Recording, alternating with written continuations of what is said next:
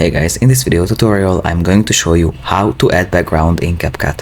So first we have this green screen clip right here, and we would like to put the background behind the cat. So what we need to do to be able to do that, you just click on the green screen clip and just go to video, go to remove background, just check in the chroma key, choose this color picker, and you just go to the color which you would like to remove from the picture. Then you click on the color, and then you can change the intensity, and you can also give a shadow, and we can also feather the edge. Sometimes feathering the edge looks better than changing the intensity, but you need to do this till you reach the desired effect. And now we only have the cat, and you can also clean up the edge, which is pretty nice because as you can see now the cat has some of the green color, but if I clean up the edges it looks better because it doesn't have the green edges anymore. So now we have the cat, and now we're gonna choose the background which we would like to use. So we're gonna use this background here, and what we need to do is just drag the background under the cat. Now we have the cat, and when we've put the background under the cat, now you can just go back to the intensity